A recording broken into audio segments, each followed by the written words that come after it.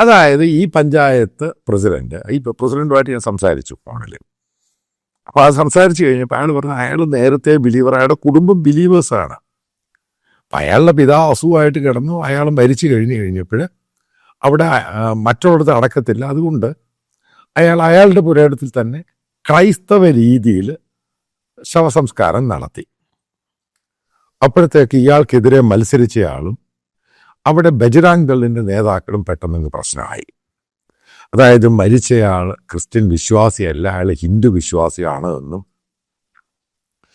അയാളെ ട്രൈബൽ രീതിയിലായിരിക്കണം അയാളുടെ ശവസംസ്കാരം നടത്തേണ്ടത്.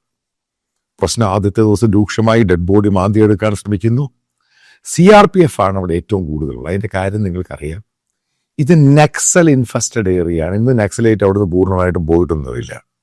ഇപ്പോഴും നക്സൽ സ്വാധീനമുള്ള മേഖലയാണ് ഈ പറയുന്ന ഗ്രാമവും ഈ ജില്ലയുടെ പല ഭാഗവും. അകത്തോട്ട് കയറി കിടക്കുന്ന സ്ഥലമാണ്. അപ്പോൾ അത് എടുക്കാൻ ശ്രമിക്കുന്നു.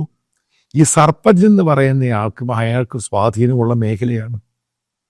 അയാൾ എന്തു ചെയ്തു? അയാളുടെ കൂടെ ആൾക്കാരെയും അവരെ ഭീം ആർമി എന്നും പറഞ്ഞ് അവരും എതിർപ്പായി. രണ്ടുപേരും കൂട്ടരായി. അത് കഴിഞ്ഞിട്ട് അവിടെ ഈ സർപ്പഞ്ചിൻ്റെ ആൾക്കാർ അവിടെ ആളുകൾ കൂടുതൽ. അവർ ഈ പറയുന്ന സംഘപരിവാറിൻ്റെ ഈ പറയുന്ന ആൾക്കാരുമായിട്ട് അടിയായി. ഇവരെ അവസാനം അവിടുന്ന് ഈ സംഘപരിവാറുകാരെ അവിടുന്ന് ഓടിച്ചു, അവരെ ഓടിപ്പോയി. നിങ്ങൾക്ക് ആ വീഡിയോയിൽ കാണാം. അടിയുണ്ടാകുന്നു, ബഹളം ഉണ്ടാകുന്നു. അപ്പോൾ അവിടെ ആ പാവം പിടിച്ച CRPFകാരൻ ചോദിക്കുന്നുണ്ട്, നീ ബജ്റാംഗ് ദളാണോ, നീ മസിയാണോ, അതായത് ക്രിസ്ത്യാനിയാണോ എന്നൊക്കെ. സത്യം പറഞ്ഞാൽ ഇത് വല്ലാത്തൊരു രീതിയിലോട്ടാണ് നമ്മുടെ രാജ്യം പോകുന്നത്. CRPFകാർക്ക് ഒരു പൊളിറ്റിക്സും ഇല്ലാത്ത ഒരു പാരാമിലിറ്ററി ഫോഴ്സാണ്. ആ കോബ്ര യൂണിറ്റ് എന്ന് പറയുന്ന അവരുടെ ഓപ്പറേഷൻ ആൻറ്റി നക്സൽ ഓപ്പറേഷനാണ്. അപ്പോൾ അതിനകത്ത് ഇവരതിൻ്റെ അകത്ത് കയറി ഇടപെടുകയാണ്. കാരണം ഒരു നാട്ടിൽ വലിയ ബഹളമായി. അപ്പുറത്തും ആൾ വന്നു. ഈ പറയുന്ന അവിടുത്തെ പഞ്ചായത്ത് പ്രസിഡന്റായ ക്രിസ്ത്യൻ ബിലീവറെ എതിർക്കാൻ വേണ്ടി ദൂരെ നിന്ന് ആൾക്കാരെ കൊണ്ടുവന്നു.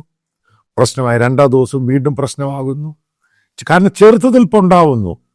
ഞാൻ ആദ്യം നിങ്ങളോട് പറഞ്ഞു, നേരത്തെ ഛത്തീസ്ഗഡിൽ ഒരു പ്രശ്നം ഉണ്ടായി കഴിഞ്ഞാൽ തീ വെച്ചാലും അത് വെച്ചാലും ആൾക്കാർ മൈൻഡ് ചെയ്യാറില്ല. അതങ്ങ് അനുഭവിച്ചങ്ങ് പോകുന്നു. ഞാൻ പറഞ്ഞു ഇവരെ തിരിച്ചടിക്കുന്ന രീതിയിലോട്ട് കാര്യങ്ങൾ പോയി. അതുകൊണ്ടാണ് ഇത് ക്ലാഷസായി കലാപൻ രീതിയിലായി മാറി. രണ്ടു കൂട്ടരടിക്കുവാണ്.